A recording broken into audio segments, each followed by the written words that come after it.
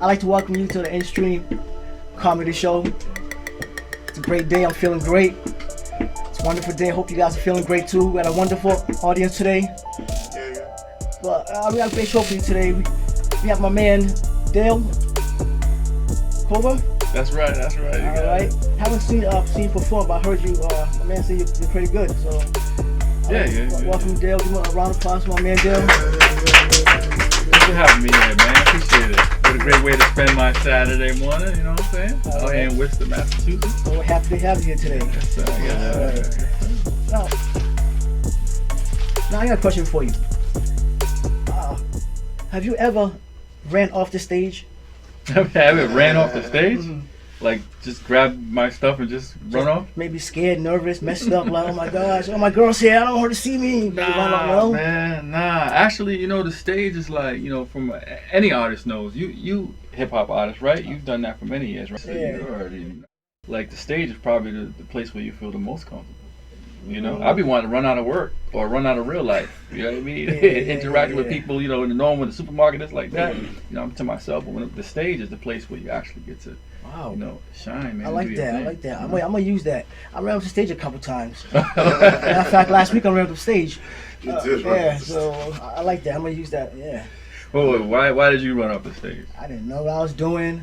I was nervous. There was some girl in the audience I liked. I don't know. What were you doing? I was hosting. Hosting the event. I should have been dancing. I don't know. I thought I had all this stuff I was going to do. Hosting's a hard job, bro. I was going to sing, maybe dance, do a little fooling around, but I thought I was goofy and stupid. So I thought, damn, that's all I got. I just ran off the stage and then they pushed me back on. So they pushed you back on? Yeah. The show must go on, Great way to spend a Saturday, though, man. Cold, isn't it? It's cold as shit, isn't it? It's cold. It's cold. It's cold when you give up after only pumping 37 cents worth of gas.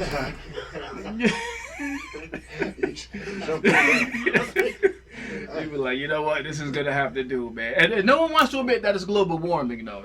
They say, oh no, that's El Nino. Like you blaming this on a little Mexican boy.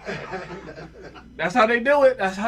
They blame everything on the minorities. They even started naming the hurricanes after black people. Yeah. Who remembers Hurricane Joaquin? Put your hand up. You remember? You remember Joaquin? You remember in the corner? You remember Joaquin? You remember it, right? Oh yeah. You watched the movie. And they was like, oh, you don't gotta worry about Joaquin. We downgraded it to a category 2, so it won't blow your house down. But your DVD and CD player might be missing when you get home.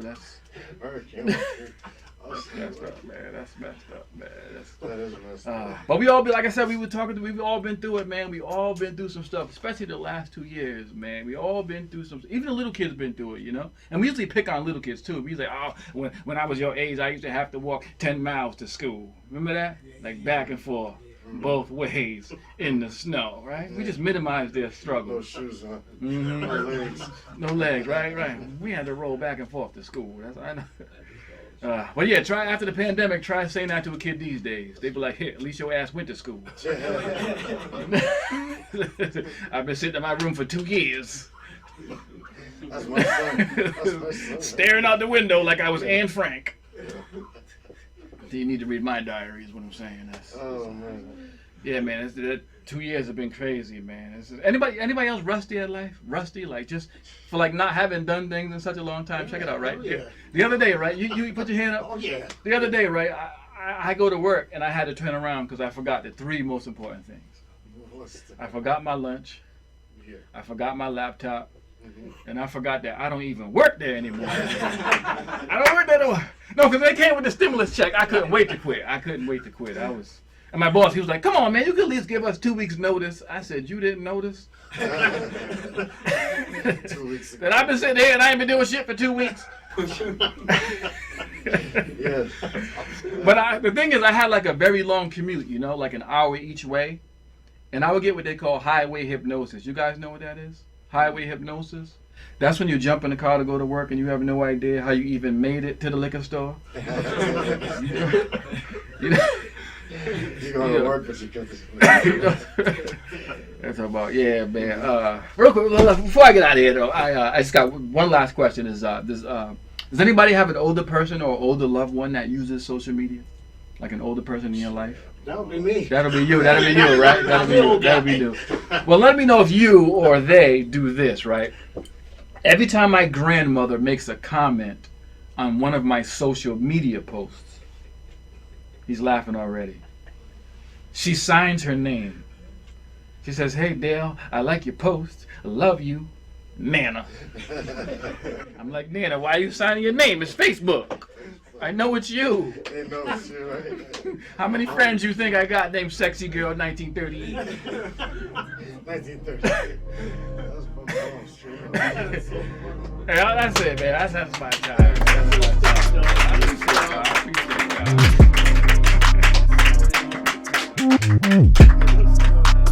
But yeah, so glad you're here today. Tell us a little bit about yourself.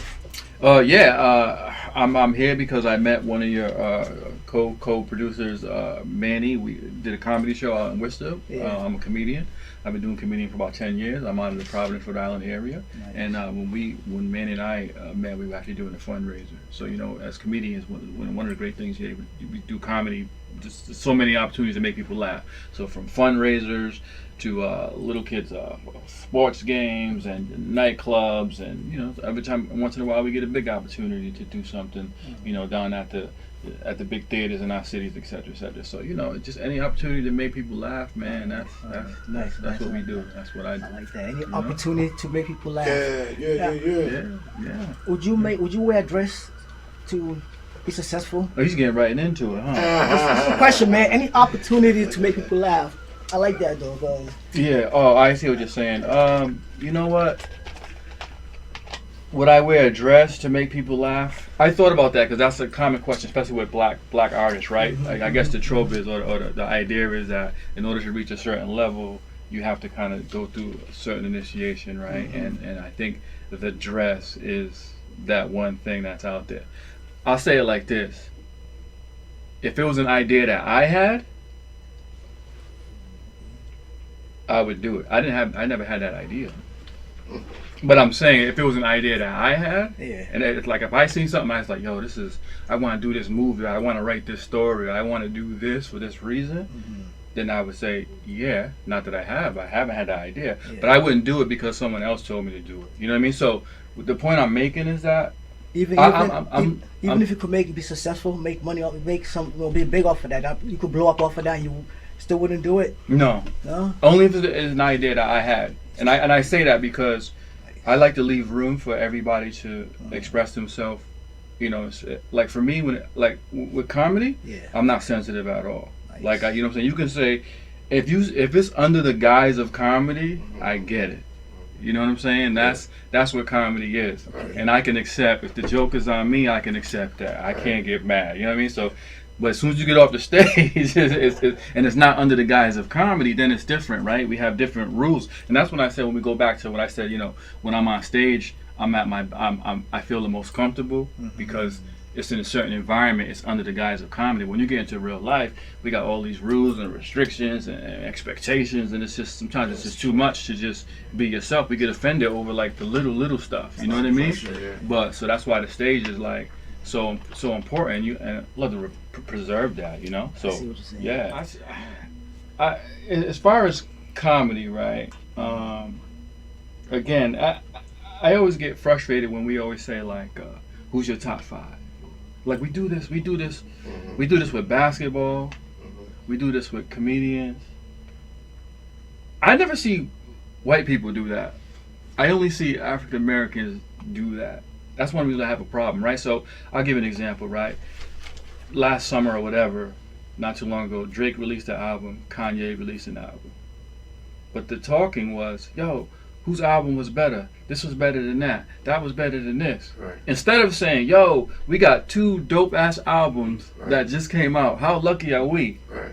But this one's better than that one. We couldn't appreciate them both for just what they are. Art is just art. It shouldn't be. Art is not to be compared. Yeah. True. You know what I'm saying? It's not to be compared. So if you go to a comedy show, like it doesn't matter if it's like comedy show is here we are. This is us. We're here right now. We had a long week. We all went through this. Let's enjoy our time. It's not about was this better than that guy. Like that's not the point. You know what I'm saying? If you look at it that way, I think you're doing yourself a disservice. You know what I'm saying? So yeah. So my influences. I try to appreciate a little bit of a lot of things. Not that I like everything. I have my own opinions, you know. From a comedy perspective, who inspired me the most, I would say Eddie Murphy, because that's the person I first saw do it. Okay. That's the first time I saw it. You know, so like, yo, that's a thing. You know, like, yo, and I remember, you know, sitting there saying, wow, I could do that. And it was many years before I even, you know, stepped on the stage. You know, as an artist, and you guys know, it's always in you, and you know, you're not. Whenever you have, I guess, a direction or something that you supposed to do, you're not gonna be settled, you know. And so for me, comedy was just like one of those things that I knew I would do. It's funny, when I started doing comedy, I started 10 years ago, and you know, friends would come to me like, yeah, I remember back in the day you told me you was gonna do that. I never remember telling them that, but you know what I'm saying. But they would say like, oh, you told me you was gonna do that. I'm really, it's good to see you doing this and that. You know what I mean? So it was always there, and it's just one of those things that it was just, you know, I had a lot of things to do before that was something that I felt like I would be spending my time with. You know what I mean? Raising the family, who I got to check the phone, cause just to make sure that the kids. Oh, that's my cousin. Oh, he grown. He good. Yeah. I have one question for you, man. Oh, wait. Have you ever been in a snap battle? Snap battle? Yeah. Remember earlier he was like, I don't know if he had the camera rolling, but we was talking about exercising, because the guy over there is kind of muscular and stuff. Yeah. He was like, oh, you must have been bullied, so you working out. And he asked me that, and I was like, no, I wasn't bullied. But in my head, I was thinking, I was like, I did get into a lot of fights because I used to run my mouth. Like, that's the one thing I knew how to do. Like, if I knew how to, like, I got into a lot of trouble because of the stuff I said. I knew how to say like that one thing, you know what I'm saying, to like to get under your skin. You know what I mean? Yeah. And I had to deal with the consequences of that. But so yeah, you know, growing up, especially being in black community, that's just something you gotta, you know, kind of like go through. That's just what it is, you know. And it's kind of it's weird now because our culture is just so different. Like, it's called name calling and it's bullying. Yeah. I get it, but no one cared about us. So they don't care about us. You know how scarred I am for the day if I be called. Nah, but as far as like snap battles, like you mean like live snap battles, like on a stage, things like that. I like classic comedy. I like the microphone stand, and I like engaging with the audience. You know, there's a lot of comedy, and there's different genres, different way to entertain. You know, there's different ways to. There's also putting money before the art. You know, when you put the money for the art, they'll do anything. They'll say, "Oh, we're gonna have these contests and have them compete for." And we just talked about how I think about putting artists against artists. It's not really my thing. You know what I mean? So you'll see all different kinds of things, and you'll see shows where like, oh, we'll have comedians go. You remember back in the day, we'll have a comedian go, but we'll have some audience member and some that they don't know about, and they're gonna try to heckle them while they're, you know what I mean? Because they're just doing it to try to whatever. I get it, it's entertainment, but for me, I just care about the pure, the most pure form of stand-up comedy, which is just standing up and doing your thing. And I leave room for everyone to kind of interpret it and do it, from their own perspective. But let's see. The first thing with anything, whether it's comedy, whether it's working out, whether it's a career, the first thing to do really is just start where you're at. I think a lot of times we look at things and we get overwhelmed, and we're like, damn, I want to get here, but in order to get here, I got to be able to do this, I got to learn that, I don't know this, I don't know that, and by the time after, you're like, I can't do that, let me go do something else, So you say just jump on? You just got to start where you're at, with anything, and just start slow, like if you're going to work out, like, so he was like, oh, you've been working out lately, huh? I'm like, yeah, you know what I did though? Because I'm older now, I'm in my 40s, right? And I hadn't worked out in a minute. I just went and walked one lap around the track. Went home. No, seriously. But I'm telling you, but for like 3 weeks, I just did one lap. And then I was like, all right, let me do 2. And then one day I was like, you know what? I bet you I could run. I did halfway. You know what I'm saying? But then after 2-3 months, because this is like not doing it for a long time. After 2-3 months, now I run once, run twice. Now I'm like, you know what?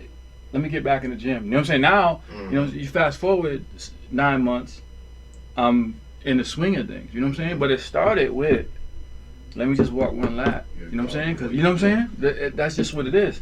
And it's the fear of getting started. And so same thing with comedy. So if anyone's gonna get started in comedy, the first thing is just plan on doing 2 minutes. Everybody wants to be like, oh, I want to be there. I want to do a whole hour. Yo, just do 2 minutes. Just do 2 minutes. Just start with write 2 minutes worth of jokes and go tell those until they start to get people. If you can get people to laugh for 2 minutes, then work on the next minute. You know what I'm saying? But if you think like I want to be here, this is where I want to be, you're gonna get overwhelmed. You know what I'm saying? So you know what I mean? Because I think comedy comes from inspiration. You know, like sometimes. You know, I've tried to actually sit down and say, I'm going to write jokes. That doesn't really work. You know? I may get 1 or 2, whatever, you know what I mean? But it's just like, sometimes we'll just be talking or I'm driving or whatever and I pull out my phone, you know, and I just type a bunch of things in, you know? And then eventually for me, if I get to a point where I have enough different ideas on a similar topic, I'll start to like, you know what, let me go and try and test these out. But as far as actually writing, for me, everyone's different. You know, writing, comedy can be is very technical, but it doesn't have to be. You know, like, you don't have to tell punchlines to be funny. You tell like stories or some tell stories, some tell. I like punchlines. You saw my stuff. I like, you know, punchlines, but that's not everybody's style. You'll see comedians and you'll see they're funny without telling the punchlines. So there's different types of jokes, I guess. So to speak. But for me, what I was saying is it could be technical. And for me, I like to sit down and take my jokes and put them to paper because I'm trying to make them as concise as possible. All right. You know, because there's a lot of words that you don't really need.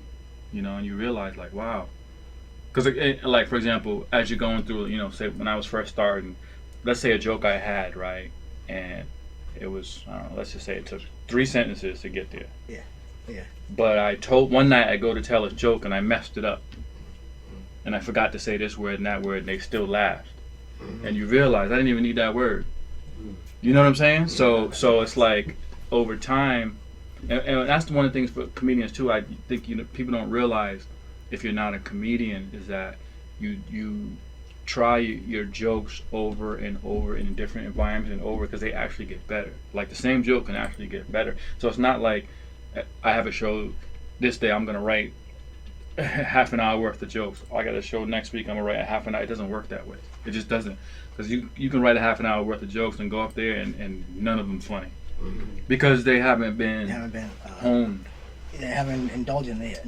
You haven't manifested it, like I'm saying. Yeah. It was soaked in, so you can say it properly and enjoy it. You know, I know exactly what you're saying. Yeah. So it is an entire, you know, craft, and one of the most fun parts of comedy is the improvisational part of it.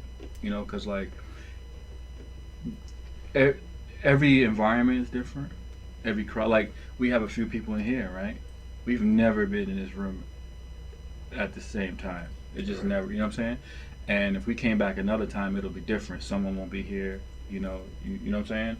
Or the vibe will be different. So every show is unique, and every show gives an opportunity for something uniquely funny to happen.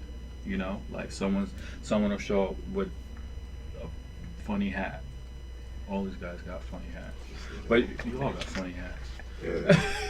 But you know what I'm saying? And then we have this an opportunity for everybody to, you know what I mean, like make fun of whatever, you know what I'm saying?